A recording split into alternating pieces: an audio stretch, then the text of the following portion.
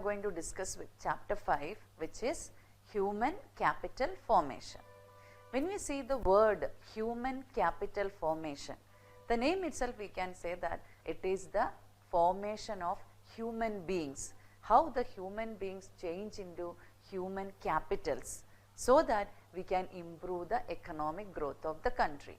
So, when we see the proper meaning of human capital refers to the skills, knowledge, talents and experience of the competitive workforce of the country. That means what? Whenever a human being acquires skills, some kind of new skills or new knowledge or talents when he has, or he will undergo certain kinds of experiences and he can achieve some competition work, etc., we can say that human beings change into human capital. Now, what is the meaning of human capital formation? It refers to the process of acquiring and increasing the number of persons who have skills, education and experience which are essential for the economic growth of the country.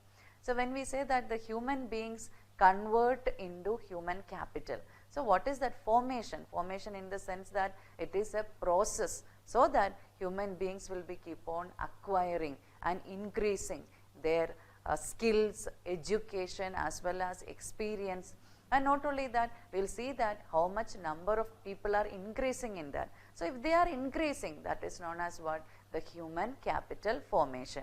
So, in one word we can say human capital formation is increasing the number of persons, skill or knowledge or experiences, etc.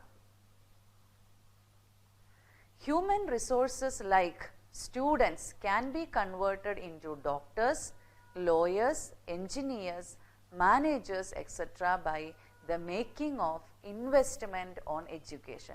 So, now we compare the teachers and the students. We say that the students and teachers all together we say they are human beings. So, when we consider only the teachers or only the doctors or only the lawyers, we say that they are the human capital, or we say they are the human resources. How they are converted? Students have gone for higher studies, then they have changed into, some of them change into doctors, some of them change into engineers, some of them change into teachers. So, this way human capital formation take place in the case of students. So, this way we say that human beings change into human capital. To produce the other above human capital country requires the great human capital called teachers and professors. So, if any students want to convert into a teacher once again, or a doctor or an engineer, who is required there? One more high human capital quality persons. We know only the teachers and the professors will convert the students into doctors, engineers or teachers itself, etc. Now, what are the different sources of human capital formation? How can we achieve human beings, or how can the human beings achieve into human capital? So, we can say that the main sources of human capital formation are investment on education, investment on health, job training, migration, information, etc. What is investment on education? We know that the people, the normal people, we have to study more. Education is required more for a normal person to achieve the level of human capital. So, when we make expenditure on education, so especially when you say the poor people, when they get investment on education, the government provide basic necessities or basic educational qualities to the people, they may convert into human capital slowly. So, when we are keep on acquiring education, we can convert human beings into human capital. Next is the investment on health. We know only the people, those who are having ill health and all, can be changed with certain good type of or quality type of treatments. For this, what we needed? Proper health care is needed, medicines are needed, hospitals are needed. So, if you invest on health, that also we can form better human capital formation. Next is the job training. So, after the studies, directly when you go for work, we will not be a complete or human capital. We have to get the training for that. So there are mainly two type of training. One is on the job training or off campus training. What do you mean by on the job training? It is in the sense that the job itself means when we join for a new job, the experienced supervisor will be giving us practicing us or giving us training for the job which we are doing. So that is known as on job training. And what is off campus training? Off campus training means sometimes what happen, the company itself send the workers to the other places for acquiring more knowledge or more skills, so that what will happen, they can get more development of that job. So that is known as off job training. So this way job training is of two types, on the job training or off campus training. Next is migration. What is the meaning of migration? That means shifting from one place to another place. Only the people, the students, some of the people after their studies are over, they like to work in foreign countries. What is the use of working foreign countries?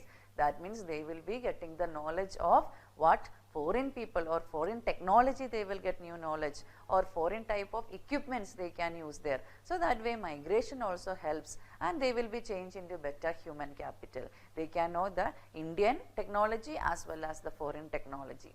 So that is a way of changing human beings into human capital. Finally, information. What do you mean by information? We can get information from many of the sources. Newspaper is a information giving equipment. When you say that computer, nowadays internet, Google and all, we will be getting different kinds of informations. Or we say mobile, through mobile we will get different kinds of information. So this way, when we simple person, when we keep on getting information related to different things, our human capital will be increased. So this way we say information is also very important for the acquiring of human capital formation. Next we see what is the relationship between human capital and economic growth. We know that economic growth means increase in real national income. If the country is economically developed, that means what we can say, that our country's national income is increased, or increase in real national income. Education, health, job training, job market information and migration are the important factors for economic growth. Only for a country's economic growth, education is very important, or health facilities, the people, good health is very, very important, or job training, how we get the job training, that is very important, information about the job, very important, shifting from one place to another place for job, very important. So we say that these are also important factors which helps in increasing the national income so that we can achieve economic growth. In India, many of the places will be providing better educational facilities. Ministry of Education at union and state level, departments of education and organizations, only different educational organizations are there. One is NCERT, National Council of Educational Research and Training. This will be providing educational research work to the people. So anywhere any kind of information is required, they can approach to these people, and they have make their own textbooks. NCERT textbooks are there, we get new matters from there, so that what will happen, our educational skill will be increased, our mental or our mind will be converted into human capitals, from human beings change into human capital. Other than this, many, when we see the higher studies, universities, grants, commission, UGC is there, University Grant Commission, this will be helping for the higher educational purpose, colleges, degree colleges, and even say related, technology related colleges and all comes under this. Next is the All India Council of Technical Education. This is mainly for the technical purposes. Different technical educational institutions are belong to AICTE, that is All India Council of Technical Education. They all play a major role in reaching higher education to the masses. Not only this, all not in school level, it goes to the higher level. One more we say which helps in the medical research, that is ICMR, Indian Council for Medical Research. This council will be helping for all kind of medicine, or when we say health related research work. So when the people, when they study about, when they go for studies on medicines and health problems, they will be approaching to ICMR for their human capital formations.